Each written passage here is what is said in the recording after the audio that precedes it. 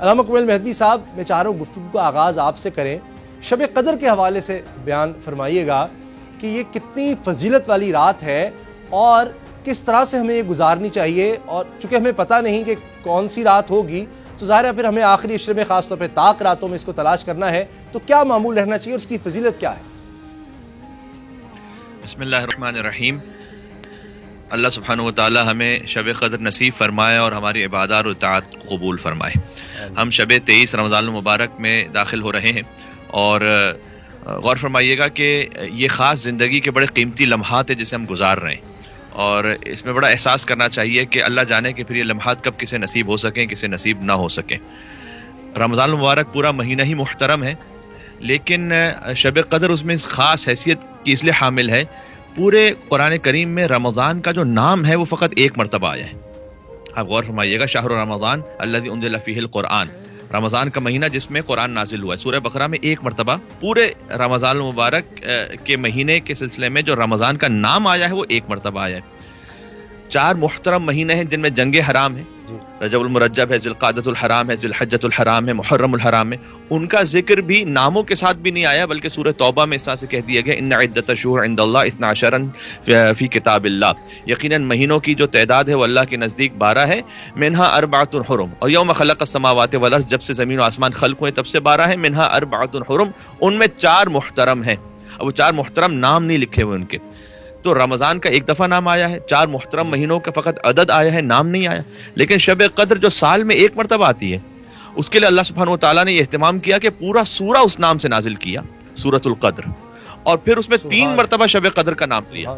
بسم اللہ الرحمن الرحیم، انا انزلناہ فی لیلۃ القدر وما ادراک ما لیلۃ القدر لیلۃ القدر خیر من الف شہر۔ ایسا محسوس ہوتا ہے کہ گویا جیسے اللہ سبحانہ و تعالیٰ کو بار بار یہ نام اتنا پسند آ رہا ہے کہ اسے دہرایا جا رہا ہے بار بار، انا انزلناہ فی لیلۃ القدر وما ادراک ما لیلۃ القدر لیلۃ القدر خیر من الف شہر۔ پھر سورۃ دخان میں اس کا الگ سے ذکر فرمایا کہ انا انزلناہ فی لیلۃ مبارکہ، کہ ہم نے ایک مبارک رات میں قرآن کو نازل کیا۔ تو ایک تو یہ کہ شب قدر ہم یوں کہہ سکتے ہیں کہ قرآن کی ہمیں قرآن کا جو تحفہ عطا ہوا ہے اس کی اینیورسری بھی ہے۔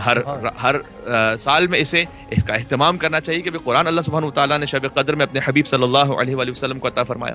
اگر آسان الفاظ میں کہوں تو ایک اینول بجٹ سیشن بھی ہے اگلے سال کے لیے، سب کچھ اس میں مقدر ہونا ہے، کس کو کتنی روزی ملنی ہے، کسے اولاد ہے، کس کے لیے زندگی ہے، کس کے لیے موت ہے، کس کے لیے نکاح ہے، کس کے لیے طلاق ہے، یعنی ہر قسم کے امور اس شب قدر میں انجام پا رہے ہیں۔ اور فقط اس کا تعلق حقوق اللہ سے نہیں، حقوق العباد سے بھی ہے۔ شب قدر کا بڑا گہرا تعلق ہے، چونکہ اب ہم طاق راتوں میں، لہٰذا اس میں بڑی توجہ رکھنی چاہیے۔ اچھا، جو آپ نے سوال میں کیا، کہا کہ معین نہیں فرمایا حضور نبی کریم صلی اللہ علیہ وآلہ وسلم نے آخری طاق راتیں ہیں، تو معین نہ فرمانے کے لیے بھی، تاکہ ہر طاق رات میں کوشش کی جائے۔ اور عرفا ایک جملہ کہتے ہیں بڑا خوبصورت مجھے لگتا ہے کہ شب قدر اسے نصیب ہوتی ہے جو راتوں کی قدر کرنا جانتے ہیں۔ تو جو راتوں کی قدر کرنا جانتا ہے اسے لیلۃ القدر نصیب ہو جائے گی۔ اور حضرت موسیٰ علیہ السلام کی ایک روایت آپ کے سامنے عرض کرتا ہوں، جس میں سمجھ میں آ جائے گا کہ شب قدر حقوق اللہ سے بھی تعلق رکھتی ہے، حقوق العباد سے بھی اتنا ہی تعلق رکھتی ہے، کیونکہ ہم حقوق اللہ پہ تو توجہ دے رہے ہیں شب قدر میں کہ تلاوت قرآن ہے، نماز ہیں، اذکار ہیں، اوراد ہیں، لیکن حقوق الناس سے بھی اتنا ہی گہرا تعلق ہے شب قدر کا۔ وہ کس طرح سے؟ حضرت موسیٰ علیہ السلام کی روایت ہے کہ انہوں نے سوال کیا اللہ عز و جل سے کہ الہی ارید قربک، پروردگار میں تیرا قرب حاصل کرنا چاہتا ہوں، تیرے قریب ہونا چاہتا ہوں۔ جو ہم نماز پڑھتے ہیں قربتاً اللہ، اللہ سے قریب ہونے کے لیے، روزہ رکھتے ہیں قربتاً اللہ، اللہ سے قریب ہونے کے لیے، کہ پروردگار جو میں تیرا قرب چاہتا ہوں تو کیا کروں؟ قال اللہ تبارک و تعالی، اللہ سبحانہ و تعالی نے فرمایا کہ قربی لمن استيقظ لیلۃ القدر، میرا قرب اسے نصیب ہوگا کہ جو شب قدر جاگ کر گزارے گا۔ پہلی بات، شب قدر خود جاگنا عبادت ہے، یعنی اگر فرض کیجئے کہ آپ عبادت سے تھوڑا سا خستگی بھی محسوس کرتے ہیں تو تھوڑا سستا لیں، سوئیں نہیں، جاگ کر گزاریں۔ جاگنے کا مطلب ہے کہ جو گپ شپ میں نہ گزار رہا ہو، جو لغویات میں نہ گزار رہا ہو، یا عبادت میں گزاریں، یا تھوڑا سا سستا لیں، تھوڑا سا ریسٹ کر لیں، اس کے بعد دوبارہ سے عبادت شروع کر دیں۔ تو کہا میرا قرب اسے حاصل ہوگا کہ جو شب قدر جاگ کر گزارے۔ پھر حضرت موسیٰ نے کہا الہی ارید رحمتک، پروردگار تیری رحمت بھی چاہتا ہوں۔ فرمایا قال رحمتی لمن رحم المساکین لیلۃ القدر، جس کی طرف میں اشارہ کر رہا تھا، میری رحمت اسے حاصل ہوگی جو خاص شب قدر میں مساکین پر رحم کرے گا۔ فقط حقوق العباد سے، حقوق اللہ سے تعلق نہیں بنا، حقوق العباد سے بھی تعلق بنا۔ پھر آگے کا الہی ارید الجواز علی الصراط، پروردگار میں چاہتا ہوں پلے صراط سے آسانی سے گزر جاؤں۔ قال ذلک لمن تصدق بصدقۃ لیلۃ القدر، پل صراط سے وہ گزر سکے گا کہ جو شب قدر میں صدقہ دے دے گا۔ پھر حضرت موسیٰ نے کہا الہی اریدو من اشجار الجنہ و ثمارها، پروردگار میں جنت کی نعمتیں چاہتا ہوں۔ اللہ نے کہا کہ قال ذلک لمن سبح تسبیحۃ فی لیلۃ القدر، کہ میری جنت کی نعمتیں اسے ملیں گی کہ جو شب قدر میں تسبیح پڑھ لے۔ پھر حضرت موسیٰ علیہ السلام نے کہا پروردگار میں جہنم کے عذاب سے رہائی چاہتا ہوں۔ اللہ نے جواب دیا کہ ذالک لمن استغفر فی لیلۃ القدر، یہ اسے ملے گی کہ جو شب قدر میں استغفار کر لے۔ کہا پروردگار میں تیری رضا بھی چاہتا ہوں۔ کہا یہ اسے ملے گی کہ صلی رکعتین فی لیلۃ القدر، وہ کہ جو شب قدر میں 2 رکعت خاص نماز انجام دے دے، جو شب قدر کی اپنی نماز ہوتی ہے۔ تو ہر شے کو اللہ نے شب قدر کی طرف جوڑ دیا۔ رحمت چاہیے شب قدر میں مساکین پر رحم کرو، اگر میرا قرب چاہیے شب قدر جا کر گزارو، اگر پل صراط سے گزرنا چاہتے ہو شب قدر میں صدقہ دو، اگر میری رضا چاہتے ہو شب قدر میں خاص نماز پڑھو۔ تو زندگی کی قیمتی ترین لمحات ہیں جو ہم گزار رہے ہیں، معمولی نہ سمجھیں، اور انشاءاللہ ایک ایک لمحے کے بدلے اللہ سبحانہ و تعالیٰ خیر من الف شہر، یہ بھی نہیں کہا کہ کتنا بہتر ہے، کہ یہ رات 1000 مہینوں سے بہتر ہے۔ 1000 مہینے بنتے ہیں 83 سال 4 مہینے تقریباً، کتنا بہتر ہے۔ یعنی انسان کی پوری زندگی ایک طرف، 83 ایئرز پوری زندگی ایک طرف، یہ ایک رات ایک طرف، اور کتنا بہتر وہ بھی نہیں بیان کیا کہ یعنی 1000 گنا بہتر ہے، 10,000 گنا بہتر ہے، اللہ جانتا ہے۔ انشاءاللہ بہترین طریقے سے رات گزاریں، حقوق العباد بھی ادا کریں، حقوق اللہ بھی ادا کریں انشاءاللہ۔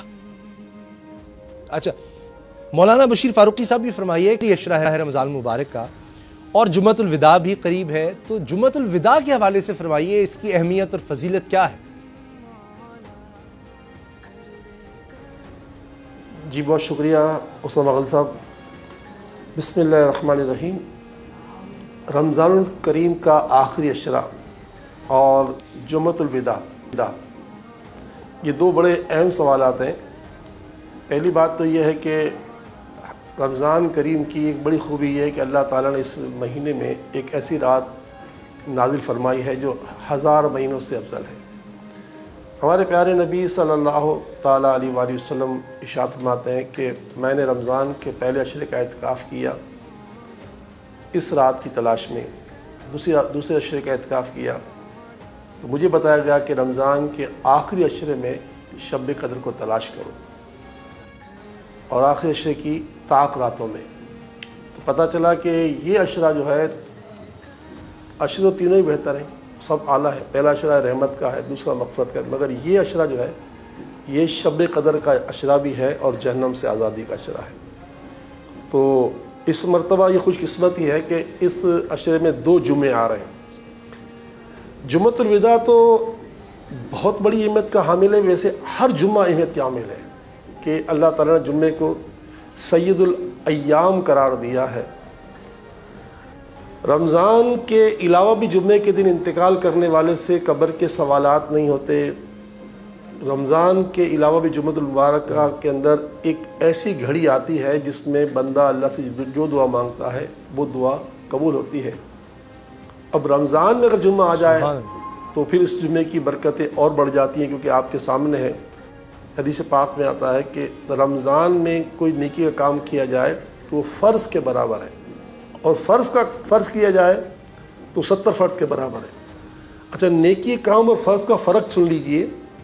حدیث پاک میں آتا ہے کہ اگر روایت میں آتا ہے کہ اگر کوئی شخص رمضان کا ایک روزہ جان بوجھ کے چھوڑ دے اور زندگی بھر روزے رکھتا رہے تو یہ زندگی بھر کے روزے رمضان کے ایک فرض روزے کے برابر بھی نہیں پہنچ سکتے۔ یعنی فرض اتنا بڑا اہمیت والا عمل ہوتا ہے۔ تو بس میں یہ کہوں گا کہ یہ رمضان کا جو آخری جمعہ ہے یہ ہمارے لیے بڑی نعمت ہے، اس کی اور بہت ساری برکتیں اللہ ہمیں اللہ تعالیٰ میں اسے نصیب فرمائے اور اس کی برکت مولانا بشیر صاحب، جی بشیر صاحب ایک سوال، چونکہ یہ آخری عشرہ ہے تو رمضان مبارک میں بہت سے لوگ ایسے ہوتے ہیں جو رمضان میں تو بہت عبادت کرتے ہیں، مگر رمضان مبارک کے جاتے ہی ختم ہوتے ہی وہ معمولات چھوڑ دیتے ہیں اور عبادت اس طرح نہیں کرتے، تو ان کے لیے کیا حکم ہے؟ یہ جو آپ نے سوال کیا کہ رمضان میں لوگ عبادت کرتے ہیں، رمضان کے بعد عبادت چھوڑ دیتے ہیں، تو یہ اصل میں رمضان کے قبول نہ ہونے کی علامت ہے۔ جیسے قرآن پاک میں اللہ تعالیٰ نے نماز کے بارے میں فرمایا کہ نماز بے شرمی اور بے حیائی سے روکتی ہے، تو جس کی نماز اسے بے شرمی اور بے حیائی سے نہ روکے، سمجھ لے کہ وہ اپنی نماز کی درستگی کی فکر کرے۔ اسی طرح اللہ تعالیٰ فرماتا ہے کہ یا ایھا الذین آمنوا کتب علیکم الصیام کما کتب علی الذین من قبلکم لعلکم تتقون، کہ جو رمضان کے جو روزے ہم نے تمہیں فرض کیے ہیں یہ تم سے پہلے لوگوں کو بھی فرض کیے گئے تھے۔ کیوں کیے گئے تم پر فرض؟ تاکہ تم متقی بن جاؤ، نیک بن جاؤ۔ تو اگر خدا نخواستہ رمضان کے بعد بندہ نمازیں چھوڑ دیتا ہے، قرآن کی تلاوت چھوڑ دیتا ہے، سچ بولنا چھوڑ دیتا ہے، گالی گلوچ میں چلا جاتا ہے، تو سمجھ لے کہ میرا اس سال کا رمضان قبول نہیں ہوا۔ تو بس یہ کہ ایک بڑا المیہ ہے، اللہ تعالی ہمیں اس تمام برائیوں سے بچنے کی توفیق عطا فرمائے۔ علامہ کمیل مہدوی صاحب، یہ کس طرح ہم کریں کہ جو ہماری روٹین بنتی ہے لوگوں کی رمضان میں، وہ ہم رمضان کے بعد بھی جاری رکھ سکیں؟ جس طرح ابھی مولانا صاحب نے بڑی اچھی بات کہی کہ یہ تو پھر اس طرح ہے کہ جس طرح ہماری وہ قبولیت اس طرح سے نہیں ہوئی یا وہ فائدہ ہم نہیں حاصل کر سکے، تو کیسے ہم اپنے معاملات کو بہتر رکھیں؟ دیکھیں، اس میں ایک بہت اہم بات یہ ہے کہ رمضان المبارک کی اپنی ایک خاص برکت تو ہے۔ ہم نے آپ کے پروگرام میں شاید پہلے بھی عرض کیا تھا کہ رمضان کو حرم زمانی کہتے ہیں، یعنی حرم مکانی بیت اللہ شریف ہے، مسجد نبوی ہے، حرم اولیاء کرام ہے، لیکن جو حرم زمانی ہے، جو پوری دنیا میں اللہ کی جانب سے ایک نعمت آتی ہے رمضان المبارک میں، جس کے لیے آپ کو کہیں چل کر نہیں جانا پڑتا، وہ خود آپ کے پاس پہنچتا ہے، تو اس کے لیے جو آثار و برکات ہیں وہ تو ایک رہیں گے۔ اس میں جو ایک سحری کا ایک اس میں برکت ہے، افطار کا ایک تصور ہے، اور اس میں جو ایک شوق و ذوق ہوتا ہے، تو یہ توقع رکھنا کہ بالکل رمضان المبارک جیسے ہی اس کے اوقات کار رہے اور طریقہ کار رہی ہے تو بڑا سخت ہو جائے گا، ایک عام انسان کے لیے بھی، حتیٰ یہ کہ علماء کے لیے، کسی کے لیے بھی۔ لیکن جو رمضان کا جو پیغام اور جسٹ ہے نا، وہ کیا ہے؟ لعلکم تتقون، تم متقی بن جاؤ۔ یہ جو تقوی ہے یہ پھر زندگی میں اس کے آثار جاری رہنے چاہیے۔ رمضان کے بعد ظاہر شوال کے مہینے میں جو روٹین ہے وہ تو چینج ہوگا، لیکن تقوی وہ زندگی میں شامل حال ہو جانا چاہیے۔ اب چاہے کوئی جاب پہ جا رہا ہے تو پھر تقوی، سفر میں ہے تو تقوی، حتیٰ یہ کہ میں تو کہتا ہوں کہ کوئی انٹرٹینمنٹ ہے تو اس میں بھی دیکھ لے کہ کہیں میں دائرہ تقوی سے تو باہر نہیں نکل رہا، کوئی فیملی گیدرنگ ہے کیا دائرہ تقوی سے تو باہر نہیں نکل رہا۔ اگر اس بات کا خیال رکھ لے وہ کہ جس کے لیے اللہ سبحانہ وتعالیٰ نے مجھے روزہ فرض کیوں کیا تھا، تاکہ میں رمضان میں حلال سے بھی، جو عام حالات میں حلال چیزیں ہیں، کھانا پینا ہے اور تعلقات ہیں، جائز تعلقات بھی، وہ اللہ سبحانہ وتعالیٰ نے کہا کہ نہیں، اس سے رک جاؤ۔ تو اللہ نے جب حلال سے روکا تھا ہمیں سمجھانے کے لیے کہ دیکھو جب تم حلال سے رک سکتے ہو، الصوم لی وانا اجزی بس، روزہ میرے لیے ہے اور میں اس کی جزا دوں گا۔ یہ کیوں حدیث قدسی میں اللہ سبحانہ وتعالیٰ نے کہا ہے؟ اس لیے کہ معمولاً آپ دیکھیں گے کہ روزہ رکھنے والا روزے میں بڑا پرخلوص ہوتا ہے۔ کیوں؟ اگر وہ کہیں تنہائی میں بھی ہے اور اس نے روزہ رکھا ہوا ہے اور کوئی اسے نہیں دیکھ رہا، تو وہ یہ نہیں کرتا معمولاً کہ چلو یہاں پانی پی لو، مجھے کوئی دیکھ نہیں رہا۔ وہ روزہ اپنا باطل نہیں کرتا چاہے اسے کوئی نہ بھی دیکھ رہا ہو۔ یہ اللہ پریکٹس کروا رہا ہوتا ہے کہ جیسے تم اپنے روزے کو محفوظ رکھتے ہو تنہائی میں، ویسے ہی تم اپنے ایمان کو بھی محفوظ رکھ سکتے ہو۔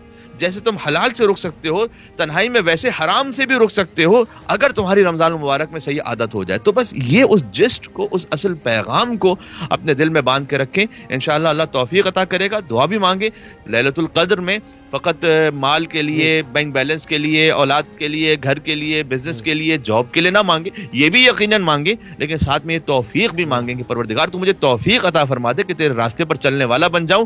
امام زین العابدین علیہ السلام، ان سے دعا ایک معصورہ ہے استقبال ماہ رمضان کی، جو رمضان کی ابتدا میں پڑھنے والی، اس میں وہ فرماتے ہیں کہ جیسے جیسے رمضان گزرتا چلا جائے، چونکہ رمضان گزر رہا ہے، اس میں بڑا خوبصورت جملہ ہے کہ پروردگار جیسے رمضان کا چاند ختم ہوتا جائے گا، 14ویں کے بعد چاند ڈھلتا ہے، جیسے جیسے رمضان کا چاند ختم ہوتا جائے تو ویسے ویسے میرے گناہوں کو بھی ختم کرتا چلا جا۔ تو اگر یہ تصور انسان میں آ جائے تو رمضان سے بالکل پاک اور صاف ہو کر انشاءاللہ نکلے گا۔ سبسکرائب کریں اور بیل دبائیں تاکہ کوئی خبر رہ نہ جائے۔